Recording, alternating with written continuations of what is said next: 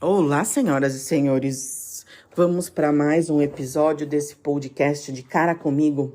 Eu sou Vanessa Henrique e você está aqui no canal de podcast que tem trazido muitas reflexões acerca da existência, do ato de existir e de como as coisas funcionam para mim e que talvez as coisas que funcionem para mim podem te apoiar ou te inspirar ou te alertar para coisas que funcionem em você. E o tema deste mês de maio é ego. E foi um pedido que fizeram para mim no Instagram e eu tô trazendo aqui o tema. Mas veja que incrível. Nos episódios anteriores, agora do mês de maio, eu falei sobre ego, falei sobre o que é, falei da relação de ego com as teorias de Freud, de Jung, falei um tantão sobre como eu enxergo essa coisa do ego, da responsabilidade que a gente tem com o ego alheio, tá? E eu estava fuçando aqui nos meus livros e este foi um livro que eu li em 2009, de uma psicóloga chamada Lourdes Possato. Esse livro ele se chama Equilíbrio Emocional, como promover a harmonia entre pensar, sentir e agir, da editora Lumen Editorial. Um livro que eu li em 2009 e ele traz um trecho muito interessante falando sobre ego. E eu quero ler para você esse trecho e vou emprestar a minha voz, para o livro da Lourdes Possato. Então, o subitem do capítulo se chama Ego versus Essência. E eu abro aspas. Deus não escolhe para você, nem age para você. Ele age por meio de você. Todos nós temos uma natureza essencial. Um jeito de ser, sentir e pensar que é individual, único, diferente de qualquer outro ser humano. Mesmo que você conheça alguém parecido com você, essa pessoa é parecida, mas não é igual. Não tem o mesmo ritmo, o mesmo jeito de sentir, de ver as coisas e de agir. Por mais parecida com você que seja, é diferente. Portanto, perceba como a comparação é uma grande bobagem, uma vez que cada um é único. Pense em todas as vidas que tivemos, as experiências e vivências que acumulamos, nossas reações em cada uma delas. Tudo isso faz de nós seres únicos, com nossa própria intensidade e jeito de perceber as coisas. Existe essa natureza essencial que todos nós temos. E existe o ego. O ego é como se fosse uma capa que vestimos e que engloba todos os conceitos e ideias que recebemos de como teríamos que nos comportar. Ele, de certa forma, encobre a natureza verdadeira, a menos que se tenha consciência desse fato. Todos temos ego, não é uma questão de escolha. Temos e precisamos aprender a identificá-lo. Somos seres duais em nossa experiência aqui no planeta. Quem está por aqui é dual, logo tem uma essência e um ego. Disse que o ser iluminado é aquele que tem controle total sobre o ego, que até já o superou, que conhece as grandes verdades e leis divinas. Aliás, não só conhece, ele é o próprio conhecimento. Afinal, o caminho não é ter conhecimento, mas sim ser o conhecimento, não é mesmo? E certamente essa é a parte mais difícil, pois parece que o nosso propósito divino dentro do caminho evolutivo é ser a expressão da centelha divina que está em cada um de nós. Já temos um ego que trazemos quando nascemos, que é, de certa forma, as crenças que introjetamos em outros momentos da nossa existência e que são somadas às que absorvemos em nossa formação. Isso pode ser facilmente percebido na maioria dos lares, nos quais os pais transmitem aos seus filhos conceitos e valores sobre a vida, e cada um dos filhos absorve mais um detalhe do que outro dessa mesma educação. Isso se traduz em individualidade. O jeito de ser e o propósito de cada um levam-no a absorver mais um aspecto ou outro dessa mesma formação familiar, bem como valores da sociedade e da religião. Assim, nesse contexto, nossa responsabilidade em nosso processo evolutivo é compreender quem somos e usar os potenciais da nossa natureza em prol dessa expressão verdadeira. Lembre-se de que ninguém o pune por nada. É a expressão divina, é a expressão da lei divina dentro de cada um de nós. Ou seja, nossa consciência maior que nos colocam em situações específicas para limpar, resgatar, colocar no lugar, enfim, coisas que precisamos realmente vivenciar para que nos sintamos íntegros. Compreender que somos muito mais do que pensamos é um bom começo para sairmos da sensação de inferioridade, separação ou vitimismo que eventualmente sentimos. Naturalmente, nosso ego age por orgulho, vaidade, criticismo, competitividade e contém os mecanismos defensivos, como as cobranças perfeccionistas e a maioria dos decretos de sobrevivência que fazemos em nossos primeiros anos de vida. O ego é defensivo porque não se sente seguro. Em contrapartida, a natureza ou a essência é o que é e por si só é segura, tranquila, porque sabe ser única. A essência, como uma centelha do Criador, é íntegra, é espontânea, naturalmente criativa por conta de sua unicidade. A linguagem da essência é amorosa, preserva a vida naturalmente sem conflitos. A natureza tem uma linguagem lógica com suas leis específicas. Sabemos, por exemplo, que nossos sistemas orgânicos funcionam com uma ordem impressionante. Assim, você não precisa dizer ao seu estômago o que deve fazer na hora que faz suas refeições, certo? Nosso organismo é poderoso e nossos sentidos estão o tempo todo nos informando como nossa natureza é, sente o que ela quer que façamos. O problema é justamente a interpretação que fazemos de tudo isso. Como já disse anteriormente, sabemos facilmente lidar com o plano denso e material, mas não sabemos lidar em níveis mais sutis ou emocionais. Sabemos quando estamos com fome, dor, coceira, vontade de urinar, defecar, sono, etc. Se queremos ou não atender a essas solicitações de nossa natureza, até podemos questionar. O fato, porém, é que a natureza sempre ganha. Por mais que você não queira comer, chega uma hora em que você não aguenta e precisa comer. A mesma coisa com o sono, com a vontade de urinar, de defecar, etc. Podemos aguentar uma dor, mas chega um momento em que teremos que dar atenção a ela, pois do contrário, ela crescerá e aumentará justamente para chamar nossa atenção. Achamos isso tudo muito simples porque é físico. O que não percebemos é que em nível emocional, as leis e o processo são os mesmos.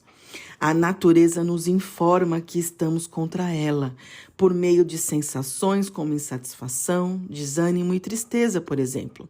O fato é que aprendemos a desconsiderar essas sensações e a interpretar que elas estão lá para nos informar de fatores externos. Mas essa interpretação é errada e ilógica, pois pelas leis da vida, essas sensações estão aparecendo para que tomemos consciência do que estamos fazendo para nós mesmos. Se você sentir frio, sua natureza está informando que você precisa se agasalhar, senão ficará hipotérmico e poderá até desmaiar, certo? E quando sentir suores frios no meio de uma tarefa? Se não estiver realmente com frio, e a menos que esteja na menopausa, isso é resultado de pensamentos cobradores e pressões que você está fazendo para si mesmo, gerando ansiedade, e seu corpo está mostrando isso por meio dessa sensação. Deu para entender de que maneira nossa natureza fala? Como já foi dito muitas vezes, o que está na cabeça passa para o corpo. O corpo reflete o que você está sentindo intensamente.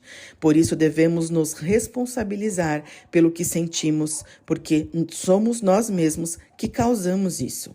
Sair do ego, entrar em contato com a natureza é sentir. Não há outro jeito. Não dá para sentir sem continuar focando sua mente tagarela, que fica questionando o seu sentir, se está certo, se é adequado ou não. Você sente o que sente e pronto. Isso é respeito. Se não respeitar sua vontade de urinar, sabe o que acontece, não é mesmo? A natureza sempre ganha. Pense nisso. A linguagem da natureza, portanto, é o bem. Tudo que é bom, confortável, genuíno, espontâneo e gostoso de fazer faz parte da natureza. O que não faz bem, terminantemente, não representa a natureza, mas sim o ego, com os conteúdos introjetados por conta da educação e formação familiar e da sociedade. São comportamentos aprendidos e que não fazem parte do seu pacote essencial. Assim, reveja suas atitudes. Pare e reflita sobre suas ações egóicas. Por quantas vezes disse sim quando sua natureza queria dizer não? Por quantas vezes não queria fazer algo e se obrigou a fazer, sem nenhuma negociação consigo mesmo quanto a horário, ritmo e consciência de dever? Quantas vezes nem mesmo prestou atenção às suas vontades, seguindo scripts por conta de determinada aprendizagem, e com isso boicotou, sabotou e podou a sua verdadeira natureza? É esta a proposta que faço a você que está lendo este livro. Quer melhorar? Ser mais leve e feliz? Não pense, sinta. Raciocine, pondere, reflita justamente para entrar em contato com o que sente de verdade aí dentro. Se você não sabe, tenha certeza, dá para aprender, porque a natureza está aí. Não é algo lá fora que você deve se sacrificar para encontrar. Ela já está aí. Apenas entre em contato com ela, dê-se tempo para reaprender a percebê-la e então para expressá-la. Tudo está ligado. Somos seres integrais, mente, corpo, espírito, energia. Tudo se entrelaça. A física quântica prova isso em seus estudos. A menor partícula do átomo, que é igual para tudo e todos, é como se fosse a tal centelha divina em cada um de nós, em nossa natureza, com suas leis específicas. Assim, entenda que se você se deixa conduzir pela linguagem natural de sua essência, você estará bem. E esse é o caminho evolutivo que precisamos trilhar. Outro detalhe interessante é que, se realmente assumirmos a responsabilidade pelo que somos e instalarmos pensamentos construtivos, positivos, coerentes e saudáveis em nossa mente, as células do nosso corpo ficam, digamos assim, felizes também e produzem sensações de bem-estar. Se fizermos o oposto e instalarmos e ruminarmos pensamentos destrutivos, catastróficos, amedrontadores, depreciativos, perfeccionistas, exigentes e que pressionam, as células de nosso corpo se sentem infelizes e produzem sensações de mal-estar e a consequente somatização de sintomas e doenças. Percebeu como realmente nossa natureza nos mostra? Comunica de fato que precisamos, o que estamos fazendo a nós mesmos?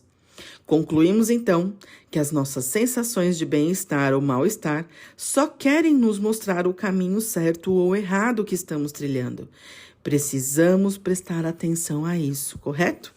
E se quisermos promover bem-estar, temos que rever nossas posturas e atitudes egóicas e ser um pouco mais essenciais. Fecho aspas para a autora Lourdes Possato. A Lourdes Possato é uma psicóloga formada pela Universidade Metodista aqui de São Paulo. Ela foi apresentada para mim por uma amiga que era uma estudiosa do assunto e, nossa, essa mulher me ensinou coisas absurdas. Essa mulher que eu tô dizendo, essa minha amiga, chama Valdete. Ela já desencarnou, já não está mais no plano físico. E ela que me apresentou os livros da Lourdes Possato. E são todos muito, muito, muito, muito intensos. Muito intensos. Então, se você tiver curiosidade sobre a Lourdes Possato, procura aí que você vai achar alguns livros dela. E vamos pensar sobre o que ela disse. E eu tenho feito isso na minha vida já faz alguns anos, em alguma medida e de um jeito muito lento, vagaroso, que é prestar atenção em mim. Eu quero realmente fazer isso? Porque o que eu percebo? Que o meu ego, ele busca a aprovação constante do meio onde eu estou. Ele busca a aprovação constante das pessoas que estão à minha volta. Então eu percebo que dependendo de com quem eu estou falando, ou do lugar, do contexto onde eu estou, o meu ego vai gritando coisas. E se eu presto atenção em mim, e isso a meditação me ajudou muito, a prestar atenção na sensação genuína. Se eu presto atenção em mim, eu tenho clareza de como eu tenho que me comportar. E do que eu tenho que escolher, da minha conduta, da minha postura e assim por diante. Então, é algo potente para mim fazer este exercício. Vou contar para vocês rapidamente um exemplo. Eu pertenço a um grupo de profissionais, uma equipe, e dentro dessa equipe, é uma equipe grande, de mais de 70 pessoas, e lá tem muitas pessoas que têm uma trajetória muito ampla no que se refere a estudos sobre política e que tem posições partidárias, político-partidárias muito firmes, que defendem, né, e que entendem que é desta maneira ou daquela maneira que os problemas todos sociais vão se resolver. E, para mim, tudo bem, né? Eu não tenho nenhuma polarização política, não tenho, mas não tenho mesmo. Não tenho partido preferido, não tenho direita, esquerda, centro, não tenho nada disso, né? Eu entendo as coisas numa outra perspectiva. Mas essa também é só o meu jeito de ver. E foi o que eu disse para uma amiga esses dias. Eu não desconsidero nenhum jeito de ver o mundo. Nenhum. Tem pessoas que gostam de estudar política e que tudo vai virar para elas questões políticas. Tem gente que gosta de estudar sobre comportamento humano e que quando vive e convive com pessoas, tudo ela foca em comportamento humano. E assim por diante, quando as pessoas são artistas, né, e elas olham, tudo para ela é arte. Quando as pessoas gostam muito de literatura, elas olham para as coisas, elas lembram dos autores clássicos, enfim, a gente olha o mundo, enxerga o mundo com o nosso jeito de ser, né, com as crenças que a gente tem, que a gente construiu ao longo da vida. E tem gente que se comporta como se aquele jeito dela pensar fosse o único jeito e que todos os outros devem ser desconsiderados, porque só aquele jeito está certo, que é o que a gente chama de polarização. E eu tenho feito o exercício existencial de todas as posições devem ser consideradas, porque nós não somos uma única vertente de nada. Todo mundo tem todas as vertentes. A gente tem que se posicionar diante daquilo que é mundo, que é realidade. Religião, educação, espiritualidade, estudo, filosofia. Você tem literatura, tudo isso é importante. Tudo isso é importante. Agora, qual é a relação que eu faço com tudo isso? Primeiro, eu nunca vou dizer a ninguém que o jeito que eu penso é o único jeito certo. Eu tenho total clareza que o jeito que eu penso, que as coisas que eu coloco aqui, porém, para mim, elas são verdades, mas eu tenho clareza que elas podem ser verdades refutáveis. Por quê? Porque se eu aprender uma coisa nova que diga que o que eu sei até agora estava incompleto, o que eu vou fazer? Eu vou completar a informação e vou mudar de opinião. Entendeu? Eu vou mudar de opinião ou simplesmente ampliar a minha opinião, a minha visão, o meu jeito de ser e viver. Entende de que lugar eu estou falando? Então, isto esta coisa de você estar num grupo, de você ver pessoas que pensam diferente de você, e você enxergar que ou você ou essas pessoas que convivem com você tentam o tempo todo convencer você ou você convencer o outro de que está certo, de que aquela é a melhor maneira de pensar, de que o resto tudo é questionável ou é errado ou está incompleto. Isto é uma maneira muito egóica de viver. Veja, e se você parar e pensar, assim como eu tenho feito e percebido e sentido, eu consigo adotar uma postura melhor a ponto de dizer, ok, eu respeito, inclusive, o seu jeito polarizado de viver. Você acha que só isso está certo, que só isso funciona, que só isso... E o resto tudo deve ser desconsiderado e jogado fora? Tá bom. Tá bom. Eu não penso assim. E tá bom também. Né? Então, de verdade, é incrível o poder que isso tem para mim. Porque quando eu comecei a perceber e sentir isso, eu consigo inclusive dizer e me posicionar desta forma. Então, eu escutei você, escutei o seu jeito de pensar, identifico isso, considero isso uma possibilidade, mas eu não considero como única possibilidade. Eu enxergo outras coisas para junto disso. Então, isto me traz paz. Só que toda vez que eu tento dizer para o outro que você está errado em assumir essa postura polarizada, de fazer polarizações políticas, partidárias, filosóficas e cacetarada toda, sabe?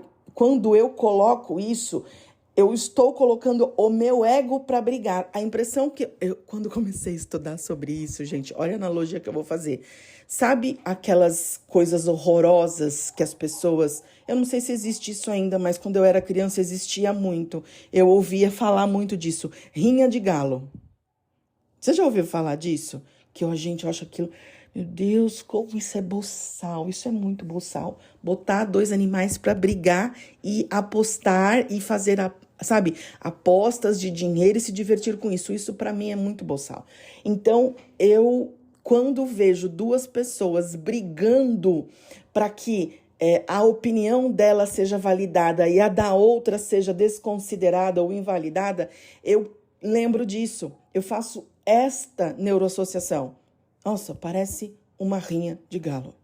E eu discordo da rinha de galo. Eu abomino rinhas de galos.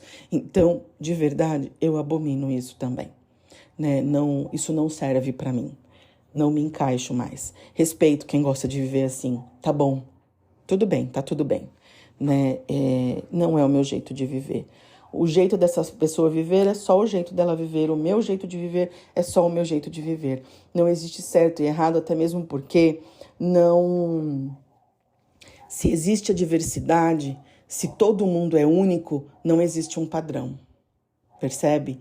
Se nós todos somos seres únicos, não existe padrão. E aí a Lourdes Possato, a comparação é uma bobagem. Né? Então, eu não. Eu vivo melhor assim. E é isso.